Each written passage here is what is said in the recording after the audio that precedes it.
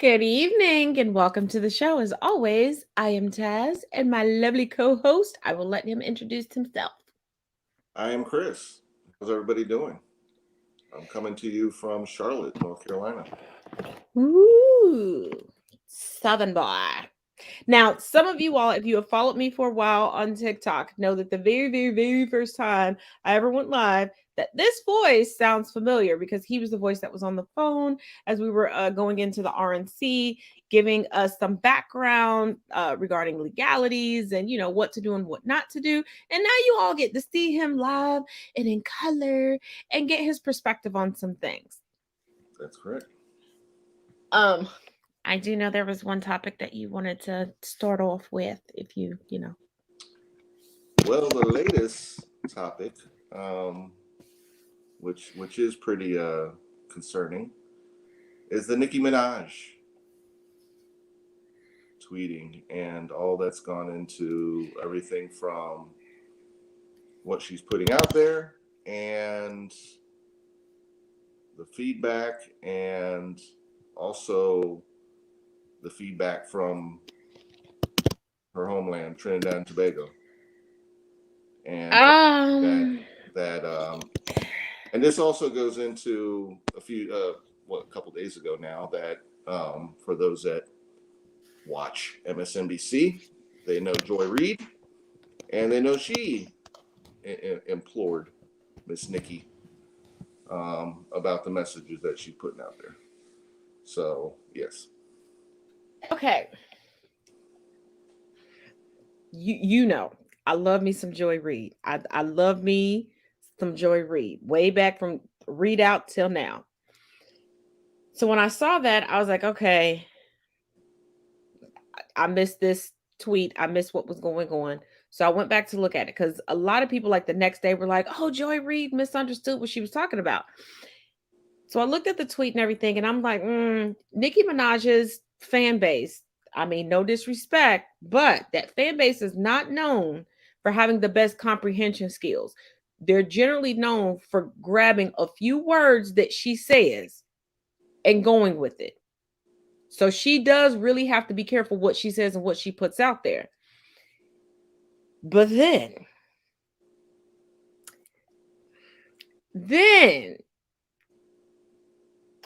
I saw international news.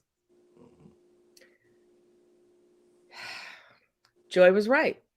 Nikki was buying into conspiracy theories and was one of those people that was like, oh, my cousin's friends, blah, blah, blah, had this happen. And they're like, we wasted time researching this and this never happened because they were concerned because somebody on Nicki Minaj's caliber saying that someone that she knows had such a profound adverse reaction to a vaccine.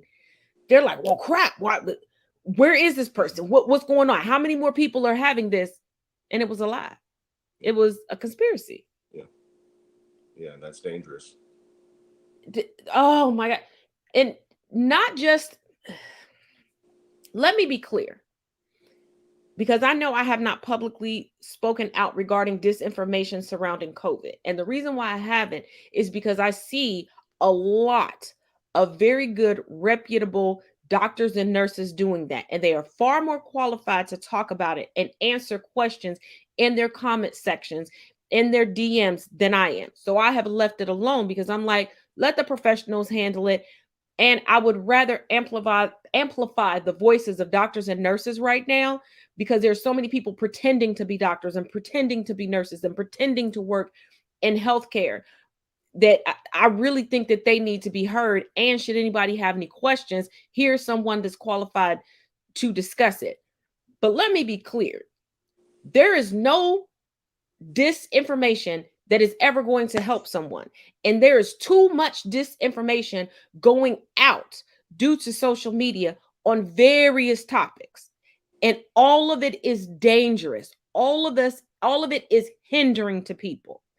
Stop putting things out there to have a gotcha moment to go viral or gotcha moment to try to have a leg up over somebody you don't like. If you don't like somebody, there's block buttons on everything. Block them and move forward. Don't put bad information out there Or if you don't want to go somewhere or you don't want to be a part of something, you don't owe the rest of us an explanation. Just don't go. You don't have to make up a COVID story. You don't have to make up a story about another creator on Facebook, on TikTok, on Instagram, on Twitter, on anything. Just don't go. To me, some of that danger falls within those that are just hesitant or not fully educated on the data that's out there. And so anything that a celebrity, especially somebody that that person looks up to in some sort of way, puts out there, all that does is confirm them staying hesitant without them researching what they need to. So instead of people getting educated and maybe answering some of these questions and finding the right sources to answer questions that could keep them from being hesitant any longer, they're going with someone who is pushing the extension of hesitancy. And all that's doing, I mean, we have enough to deal with those that just adamantly refuse the vaccine or anything that's going to tell them it's good for them. But the hesitancy community can get educated pretty easily. There's enough out there from reputable individuals in that field where that's what they do. That's what they've been doing for their career. And this just prolongs things to the point where those that are vaccinated or those that have already taken care of business get frustrated, because we don't want this thing to get to the point where whether you've been vaccinated, whether you're going to get a booster, that at some point, if this variant changes too many more times, our vaccine will not work as well. And they're going to have to come up with something else. We don't want it to get to that point. We're trying to get back to normalcy.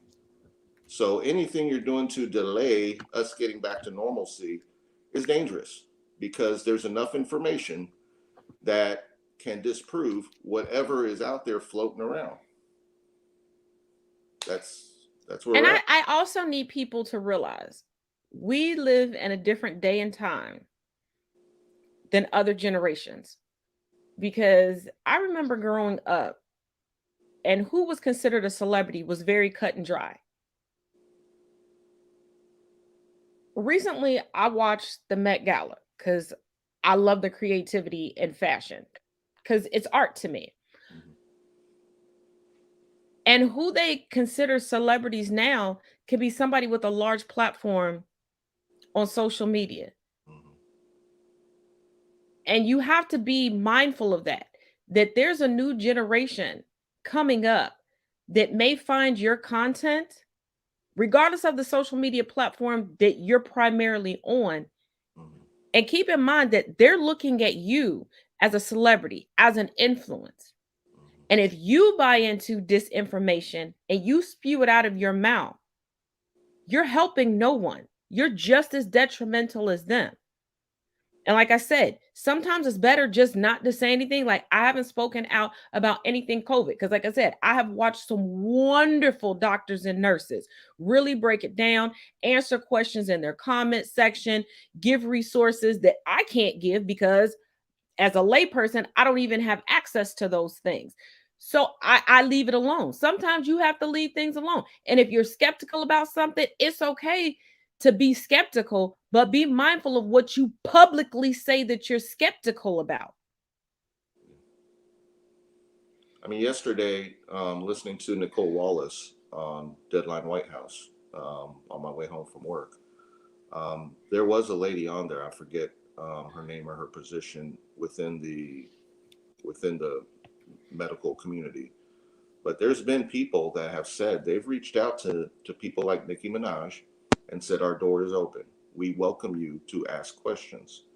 We want to educate you because we know you have a platform, and that platform can be for good or it could be dangerous. And there is so much influence out there, like you're saying, that if you're not careful, you're spreading something out there. It'll catch like wildfire, and people will be spreading the word of, hey, Nikki said this, and well, my cousin said that, and oh yeah, that sounds like what so and so said, and next thing you know, nobody is talking about what any scientist or doctor or anybody in that field is talking about. They're talking about what somebody said at the grocery store. And just like with everything, think about it. We got an influx of Trump supporters because of lies, because of QAnon. And just like with every scenario where it comes with things that you can't substantiate, people will lie to join into the bandwagon. You get all of a sudden it goes from Nicki Minaj saying that her cousin's friend suffered from this to then you'll have people going, oh, that's right. The same thing happened to my uncle, brother's cousin's father's best friend, stepsister's ex-husband, 3 times removed cousin. And how much do we hear about this stuff floating around? Guess where? Churches. So be careful of the communities you associate with. I mean, I hear enough about certain residential neighborhoods that are predominantly, a certain race or even political party. And, it's like a united front. Like if you have a view that is different, regardless what it may be, you are an outcast. You're almost like a traitor to the community. So there's such divisiveness that's fueling anything out there that, it's hard to say, where they say, how the right is a lot more party over country. There's a lot more that's over country, and it's not just party, it's conspiracy theories. And that's for anyone that's watched the documentary on the Q, you'll know that it doesn't even take a person you can see. A person, you can't even see this person. You're just following somebody's writing, somebody's ideology, somebody's ideas, somebody's opinions, somebody's whatever. And because your anger may be that strong, you're fueling anger. You're not fueling truth. You're not fueling facts. You're fueling anger or hate. And it's spreading. And it's hard to denounce that with facts when they're so in deep into that. It would take a lot for somebody to come out of that deep hole once they've dived in there and joined one of these groups. I mean, and we're not just talking about, people in the backwoods of America. We're talking about people high up, people in positions of power that are catching on to these wings and these groups that are dangerous. People you see every day, your teachers, it could be police, could be anybody that's predominant, that has some sort of say in your community, follows them too. Don't be fooled. This isn't the old days where you're going to find these people, in a log cabin in the woods, all off some beaten path. I mean, these people are in your town, and you'd be surprised at who they are that follow things like the Q and those groups that are just fueling hate. And you bring up a great point, and I think a lot of people don't get this, because I have another friend who kind of went down the rabbit hole of the whole QAnon thing because he was very curious as to how, because we hear on the back end like the craziest conspiracies that come out. We're like, how do these people believe it? But QAnon is the biggest representation of what our society is within the United States. And let me explain.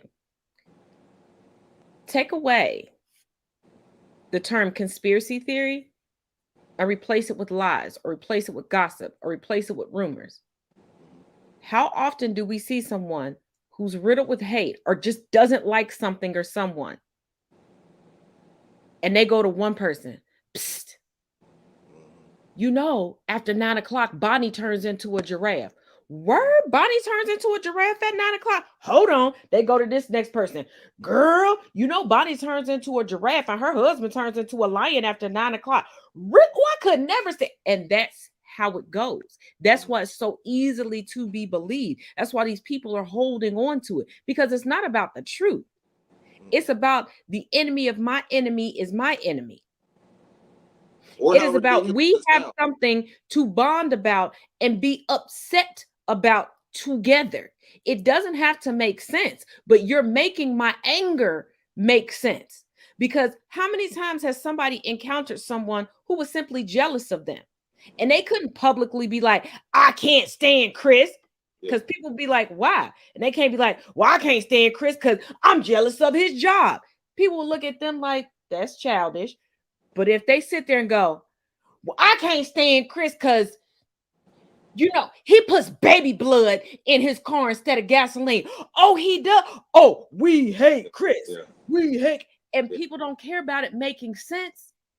It gives them a public reason to display their hate. Anything to fuel the people that they already dislike for whatever reason. So if you dislike liberals or you think the left this, the left that, you could say anything about the left and they'll be like, yep, that's another thing why the reason why we hate them. Yep, they're shooting lasers from space and burning up the forests in California. Yep, we hate them. I mean, as ridiculous as things could sound, they're not going to be quick to dismiss it as, oh, that sounds crazy. You drinking something? You know, they're just going to be like, okay, yeah, that just one more thing, reason why. You know, they forget that they're bypassing the ridiculous and just snowballing the hate. Because look at how many. Look. We have people in Congress right now that have so much hate in their heart that they have no problem spewing conspiracy theories and even trying to write legislation based off of conspiracy theories because of the level of hate they have in their heart and the camaraderie behind the hate that they have found with people. Yeah, join us or we'll push you off the train. Right. And I was talking to someone earlier and I was telling them the same thing I just explained to you all. I said it's no different than we give things certain terms when it comes to if more people are watching you. Because I hate to say layperson and celebrity because everybody is being watched by somebody, whether y'all like to admit it or not. You, as just a regular old person, this not making movies or selling $1 million art or making cars or making songs or whatever, you still have people who are always trying to be up in your business and see what's going on with you. You still have people who are watching your every move. Everybody has somebody watching them. It's just the size of the people that are watching you gives things a different turn. When you like the rest of us and only Billy Bob and Kathy and Karen and Richard are watching you, you call it gossip. But when you're the size of Joy Reid and Hillary Clinton and Kamala Harris and Joe Biden, and people want to spread rumors about you, they call it a conspiracy theory. It's all still wrong. None of it is based on fact. And if you're going to sit back and laugh at Trump supporters going, they believe some dumb stuff, think about that the next time somebody brings you something about your neighbor. Think about this. Think about next time you think about how crazy those radicals on the right are. They believe anything. Let's not forget the fact that we have police in those groups. We have ex-military in those groups. They've studied weapon and bomb building. It's not just the craziness of they'll believe anything. They'll do anything. How about that? We've seen that. We're talking this goes further back than the Oklahoma City bombing. I mean, we go further back. I mean, we have some that have made bigger headlines, But don't be fooled by these people. I mean, they can talk about the left and all they're crazy. This, I don't see them in military gear, SWAT gear, getting ready to storm anything. So, where's the danger lie when it comes to feeding off of lies and feeding off of hate? You're not And promoting an agenda except the agenda of hate. that part. And historically, oh, and just to let you all know, for those of you all who have looked in my link tree, just a little sidebar real quick. I have shut down both classes. I'm just going to combine both classes. And starting next week on Tuesdays at 7 p.m. Eastern Standard Time, I'm just going to bring all that content over here. And we're just going to do traveling through history with Taz.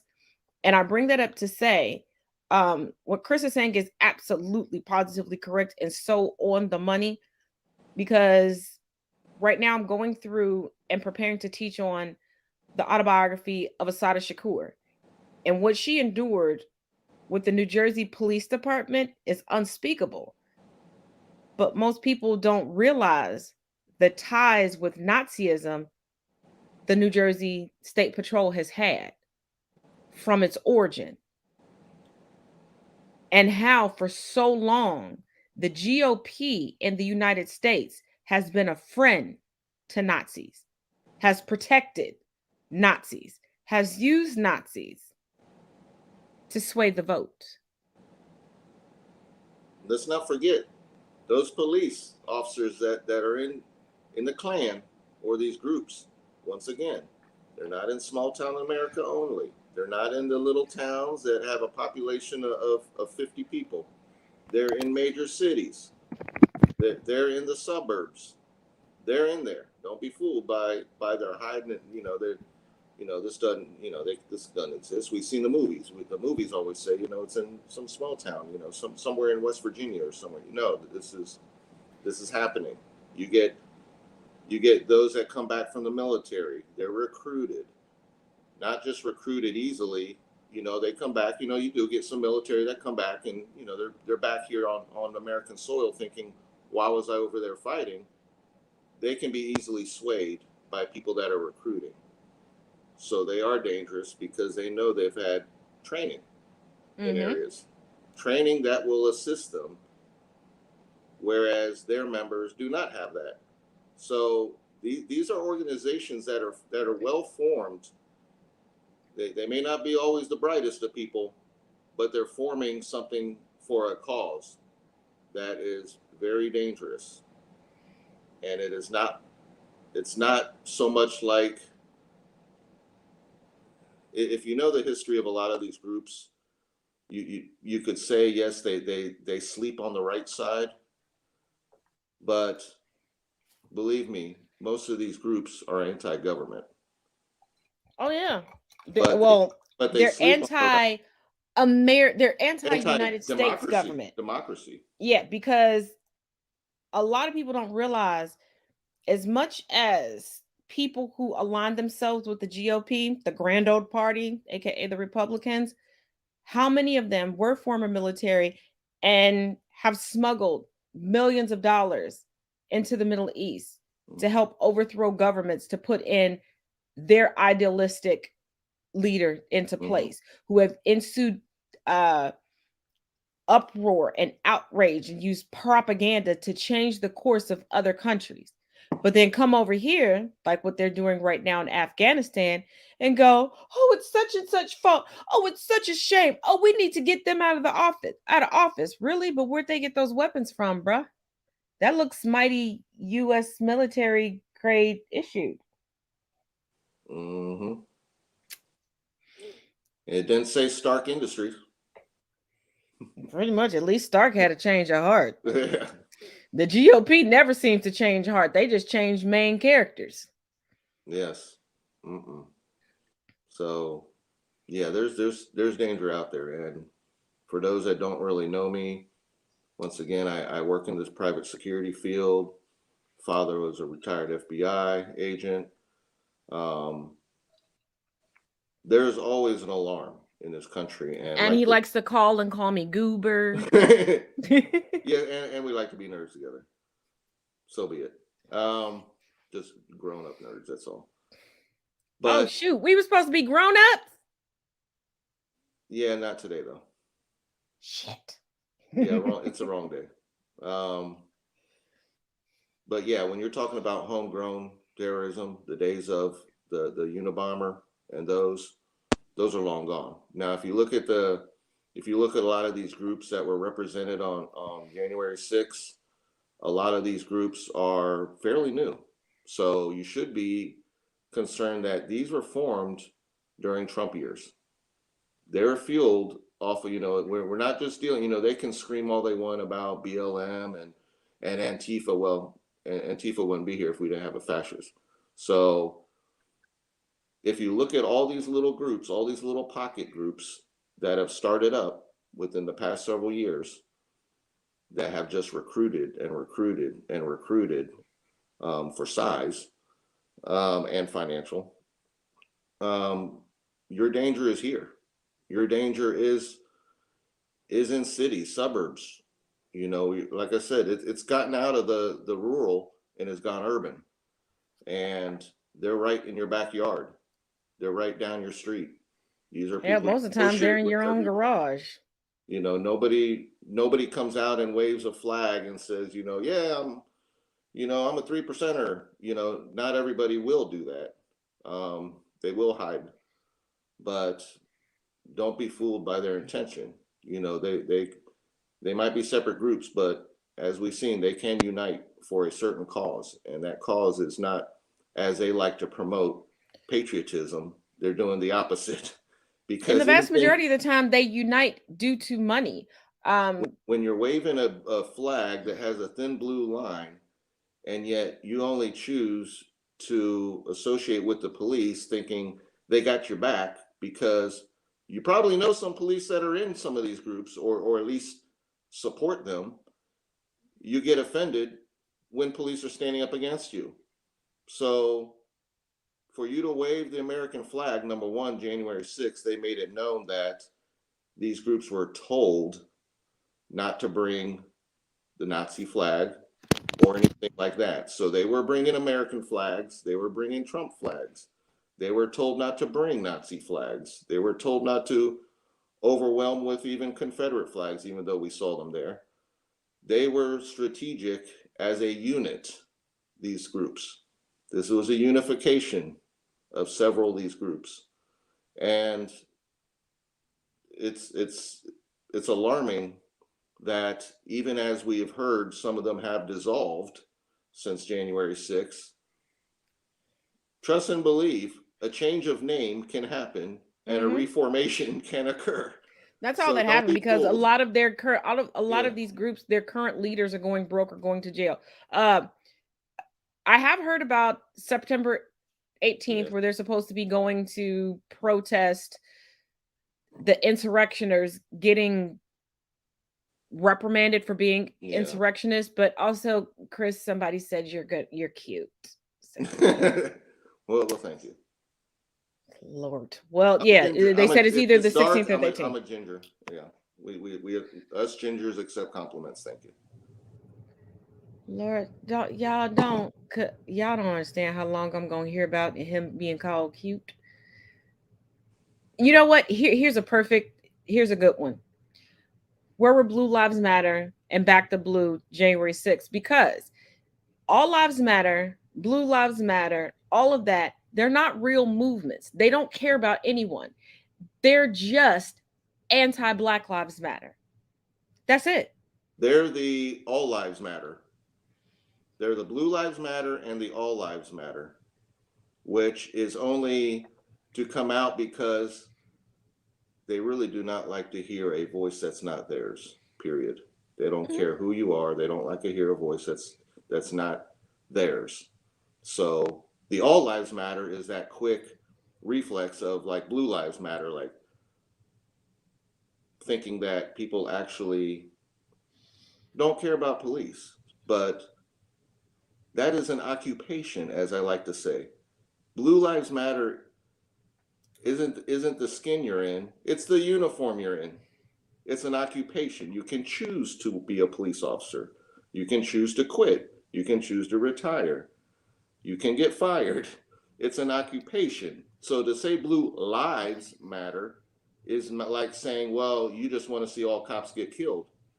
Who does say that? Nobody. Nobody says we want to But see all you know what cops I die. find very ironic that I literally just thought about?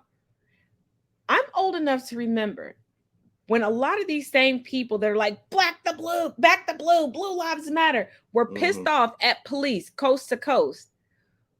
When there was a period of time where we had a nationwide blue flu, where cops were picketing, they were striking. They were like, we're not gonna protect the damn thing. Y'all want to treat us like shit, not do. And people hated cops. These same people. It is a job. And I remember these people getting mad, going, it's a job, no different than my job. Now they're acting as if these people are the holy grail of the country. Because they thought that they got their back. They figured, hey, they're on our side.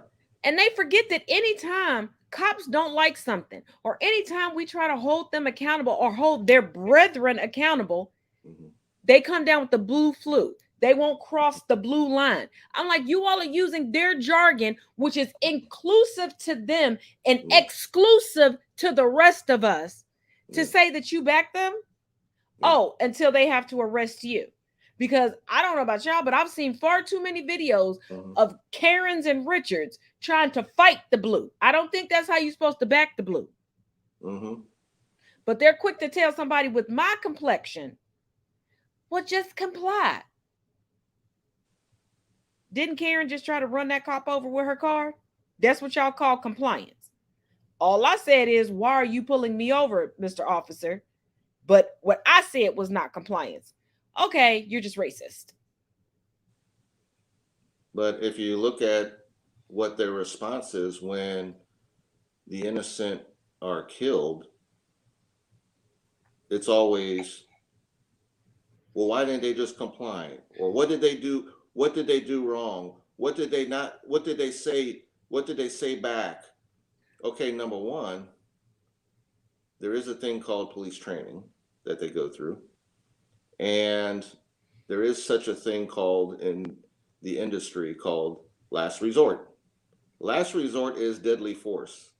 Deadly force is your imminent threat against your own personal body, where somebody is literally has you at the mercy of, it's you or me.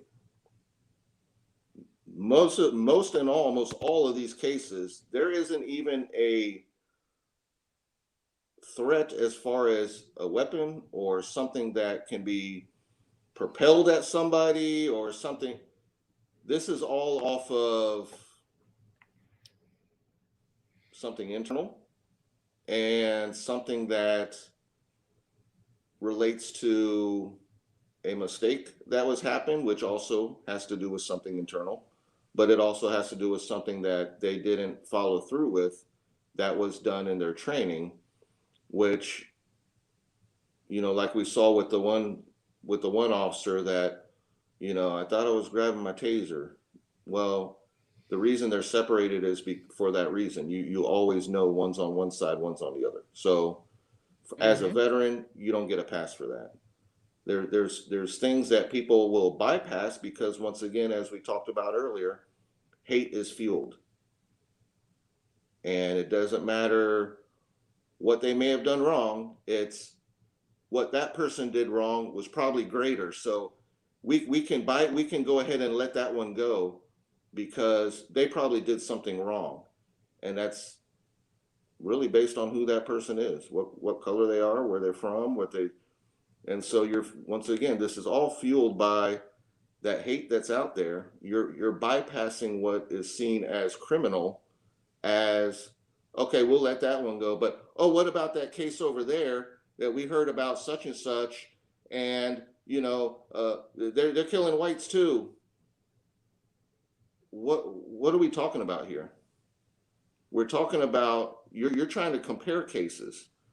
We're showing you cases that, number one, weren't handled right from the get-go, but resulted in a death and did not result in the proper sentencing or whatever else. So we're talking about that whole process from beginning to end. was not handled the way it should have been for what had happened. And yet you're pointing the finger at, well, whites die too. They get shot too. We're not looking at the whole spectrum, because you're just trying to make it seem like something isn't as bad as it is. So we shouldn't be drawing such a big spotlight. Well, that spotlight isn't affecting you as an individual, Exactly. and Especially it's when not you're affecting telling your one friend. group of people to comply and you can make it home alive. But then Mm-hmm. when you're looking at the cases that they toss in, Mm-hmm. that portion of society is not complying. And that is legitimately Mm-hmm. what led to their deaths.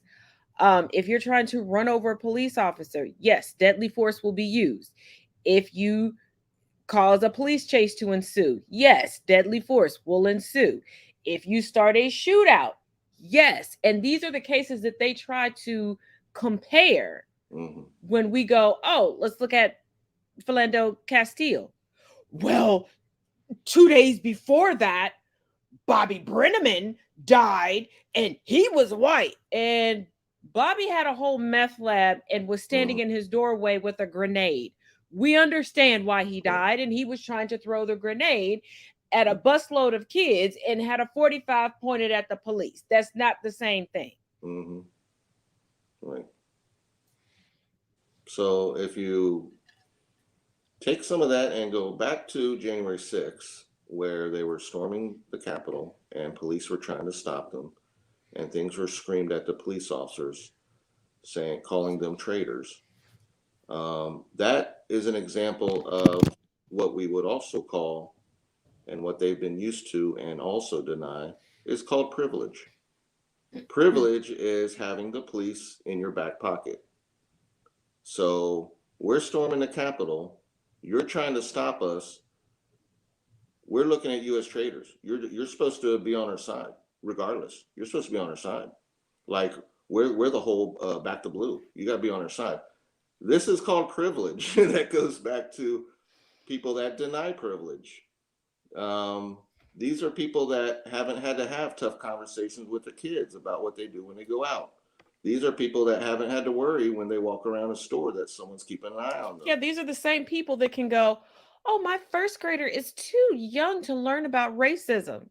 But my first grader Mm-hmm. has to learn how to not die because of it. Mm-hmm. Noted. Yeah, yeah. The whole critical race theory thing. That's another. It's another area that is part of that denial. Part of that denial. Let's they've had a long standing privilege of filling history books with things with they're selecting to put in there. We'll throw Martin Luther King in there, but just a little bit, and all the rest of the other stuff. Nah, let's go back to talking about George Washington and Abe Lincoln and some of these other things. So there is a selective committee that has always filled our books. It hasn't been about, hey, let's make sure we haven't had a diverse group saying let's see what we need to put in these books. It hasn't been a diverse committee, so you're always going to get that. The only thing that's giving people an edge now compared to back in the day is we have internet. Back in the Mm-hmm. day, you had school books and your family may have had an old set of encyclopedias. you know, you didn't have the World Wide Web. Um, so there are ways to learn, but it still needs to get into schools because people have every right to know the country they live in, the good, the bad, and ugly. Um, that's just learning history. I mean, I'm a history buff myself. Um, I do get that from my father, but the fact that I like to learn as much as I can about how we got to where we are today, regardless, whether good, bad, ugly, and it's a lot of world history too. I mean, you can't just look locally. You got to we're Mm-hmm. influenced by the world too. So things that happen overseas do influence things here in the U.S., and that's been going on for a long time. So the point of appreciating history is the fact that you're learning about why are things the way they are now? And things do change. There's phases, there's decades where things are different. And what did influence that decade? Why did they dress the way they did in the 70s? Well, this, or why was everything polyester? Well, there was this, why did people act out and protest and all that during this time frame? Well, there was a war during that time. Things influenced a lot of these things that we hear about. I mean, Woodstock didn't occur just because, well, there was a bunch of hippies felt like going out and listening to music. There was the Vietnam War. There was war. It was wartime, and people of a certain age, were venting off steam, and that was a certain part of our history here. So to know a lot of things about where we are today and about what's going on the right, there's not a lot of new stuff on the right except for the name of some of these groups. A lot of this stuff has been embedded, but the last 4 years, Trump gave a platform. He let them come out of the woods. He let them come out of the suburbs. He let them voice themselves in public. He let them go on social media and be vocal with no care in the world. Whereas before, they may have been a little bit more, I'm not saying entirely, they may have been a little bit more reserved to express some of these true views so loudly. But he gave every recommendation. I mean, he was patting them on the back basically by not condemning any of it. And why would he condemn it? He's a part of it. You can't condemn something that you're actually supporting. I mean, even at some point that crowd will start to turn on you if you did that. So he didn't want to lose that. He never did. He never wanted to lose that part, because if you think about these groups and how they handled January 6th, he didn't need the US military. He had his own army, and that's what it was, his own private army. He loved having a private army, and that was all these little groups. So of course he was going to tell them he loved them. He didn't care if he said it on TV where everybody heard him. That's where we are as a country, and it's alarming. Nobody should be worried about something on the left forming some militia. We're trying to work on policies, agendas, legislations, and things that affect all people in this country. They're not over there comparing grenades or talking about, hey, when's our next plot. There's some real danger there. So anyone that's looking overseas for that danger, you can stop right here on this soil. There's enough here on this soil that's dangerous, and the more you fuel it, I mean, I'm hoping we just get to the point like we saw in the results of California. I hope we get to the point where more and more that kind of side with them, because, well, I'm a lifelong Republican, so I've always voted Republican, and, well, I got to put up with them because I don't vote Democrat. So I just go along with it because I always vote party. I'm hoping we get to a point where more and more people are just going to abandon that thinking and say, you know what? I'd rather just be an independent. I mean, personally, I'm an independent, but not for that reason. But I wish, we may get to a point where they're sick and tired of hearing about this, anti-vaxxers, or, hey, we're doing this worming thing, or now we're talking about laser beams from space, or, if we get to the point where people are just like, I can't be associated with that. Can we get there? Can we at least get people to be at least independent and get away from that radical thinking that they claim the left is so radical? They're all. Once I found out that they started taking ivermectin, and as long as they have called us sheep, I laughed. I spent a good part of an hour laughing, like, you're calling me sheep, but you're taking sheep dewormer. Like, it's for sheep, cattle, and horses. But then I'm like, as much as the right loves their animals and their guns, I'm waiting until we get fervently into harvest season and their animals start getting sick and start dropping like flies because they done ate up all the dewormer. Yeah, they're sold out. They're going to lose their shit. Oh, trust me. where I am, horse country. Mm-hmm. Oh, when I Mm-hmm. tell y'all I am stocked up with supplies because the day that the revolution happens here, when all these horse farmers Mm-hmm. start losing thoroughbreds and everything else and they take to the Because of worming. streets, Mm-hmm. I ain't leaving for I'm gonna set up cameras in the upstairs windows, and yeah, that's the content I'm gonna be giving y'all because I'm not Mm-mm-mm. Yeah, take the derby away from you. Wow. As many racetracks as we have here.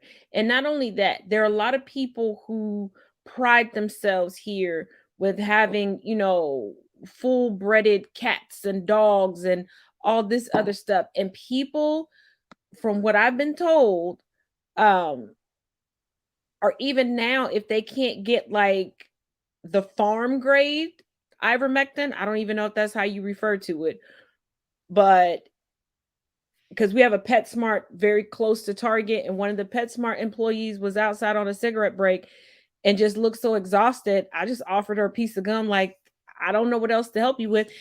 And they're starting to buy dog dewormer here because they can't get, I'm like, COVID is not a parasite, it is a virus. But remember, they were already told they're afraid of a vaccine, but they're not afraid of a horrible, slow, suffocating death. And they're willing to take medication meant for animals, then go get a damn vaccine. Like they're not already vaccinated against 50 million freaking things. Well, that's where social media comes in. They've promoted it on the right. They've said let's question the FDA, let's question the CDC, let's question Fauci, let's question all these that actually do that. And that's because Trump originally called it a conspiracy and all these different things. And now he's vaccinated and telling people, oh, I'm vaccinated, I feel fine. They don't believe you. Well, when you they think that you went to the hospital, Trump, and got hydrochloroquine. And now they think that you're sitting at home with a tube of ivermectin going. Yeah. I mean, for shits and giggles, I mean, Trump does look like he would be sitting around sucking down horse dewormer, but he's not. Well, when you spend 4 years promoting that, the only media you should believe is the media that he's going to endorse. Then you also spread that, like the Q does, question everything, period. So you spread doubt everything except for Trump. You spread doubt through the media. You spread doubt through professionals. Like, let's really question what Fauci is saying. Yeah, you say he's a doctor. Was he once, did he once work at a shoe store? I mean, they make you literally, they've been working on you for so long that you get to the point where I can't believe anything except what certain people tell me. And now they're telling me take dewormer, I got to do it. Because they've been working on people for so long that the truth isn't going to exist unless it's from certain individuals. And that's where the deadly Fox News comes in. And it's people like that. Or now there's even further right. You have OAN, you have Newsmax, you have some of these others that can get even more radical. And my thing is, I'm surprised that Newsmax has like made it to like cable and everything else, because you remember way back when I lived in a different city and was dating an imbecile. Yes, you guys, I dated an imbecile. Okay, everybody makes mistakes. Okay. And I found out about Newsmax because you could only get it on certain free streaming services. And Trump was not president at the time. Trump had not thrown his hat in, but it was weird because all of the commercials were basically Trump related, and not like, oh, come stay at Trump Plaza or come play golf at Mar-a-Lago. No, it was selling weird, cringy Trump memorabilia that since Trump's presidency, we've kind of gotten used to seeing out everywhere. And for a while, I was like, is this the Trump family network? Like, but then I did some digging when I started noticing in more recent years that, okay, this is becoming more mainstream. Like, people are really taking this seriously and not noticing that this news network started with just Trump commercials. Like, that it has no affiliation to him. Yeah. But they're willing to listen to Trump and Mike Lindell, who has a piss poor pillow company. Yeah, who lost his Better Business Bureau accreditation, who basically sunk all his money into these conspiracies and lies. And now people are supposed to feel sorry for him. Or they're putting up falsehoods about what he's going through now, or what the industry is doing to him and his pillows. And everybody has a choice. We're talking retail. They have a choice whether they want what they want to sell in their stores. So, and not only that, he's the one that spent millions to try to make Trump's lie the truth about the election. He spent millions trying to convince people that a lie was the truth. Yeah. Mm-hmm. Yeah. They worship him. Whereas people say the Republicans are choosing party over country, there's many of those that choose Trump over country and party. He is their worship. You know, he was more than the star of The Apprentice or whatever they want to believe he was. Once again, history is wonderful when you learn about Trump prior to him even deciding to run for presidency. I mean, this goes way back to when there was Daddy Trump.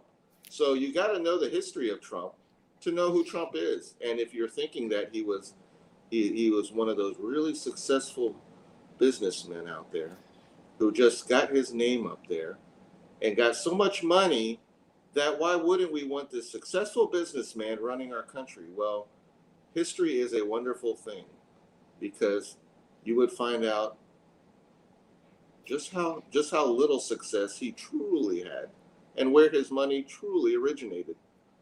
For a guy that hated school, he had Trump University. We know what that did. But that was a planned subbing. He sunk that thing for a reason. We know why. But anyways, this goes back into is how they look at him. I mean, the town that my job is in is a smaller town right outside of Charlotte here, and there's a gas station in town where at the corner there used to be a guy there, and all through the Trump presidency, he's out there selling T-shirts, these flags, like you see a lot of people do, where they're selling like this is a rock star, hats, shirts, Trump this, there's flags with, Trump looking like he's, Arnold Schwarzenegger in Commando. I mean, just some of these outrageous looking things that they're selling. That guy was still out there up until recently, currently selling Trump 2024 flags, hats, T-shirts. There's nothing saying that he's thrown his hat in the ring yet, but there are people already promoting Trump 2024, and there's flags, T-shirts, hats, etc. And this is not quite small town America, but it's getting close to where the small towns are. So they may be shrinking in size, but they are still trying to keep their core base. The Republicans know they have a tough time trying to get anybody elected unless they find ways to make it easier for them and subtract others that might be voting. So we always need to keep one eye open. We can't lay our guard down.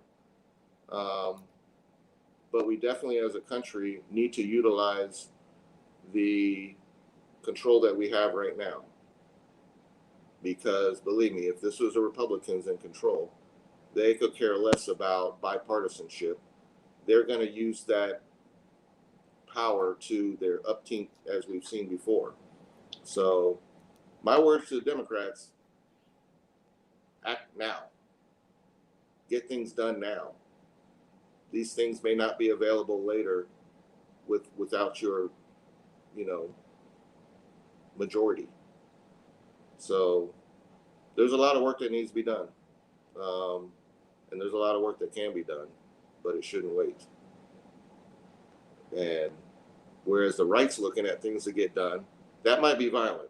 We're looking at things to get done in government, that will help our citizens with voting, help women out of countries like Texas, where watching today, I saw a program where Ellie Nostal said somebody needs to fly in some planes and get some of them Texans out of Texas and flown back to the U.S. because they're succeeding. They're trying to separate. They're totally putting their foot on that Constitution and stomping on it. They are trying to strip it down, and they'll do whatever they can. So they may not be winning the majority in Washington right now, but they're taking it to the state level, and that's alarming. There's a time to act, and I hope they do. Exactly. And well, that's our time for tonight. Yes. Thank you so much for Chris. And we will see you all next week with some more of our, if you all like our nerd talk. Thank you once again, Chris, for joining us. Yes. And once again, as always, each one teach one, each one reach one. I will see you all tomorrow. We're going to go over season 1, episode 3, the finale, since we had technical difficulties on Sunday, of Childhood Rewind. And then we will be back to our regular schedule on Childhood Rewind this weekend. So till tomorrow.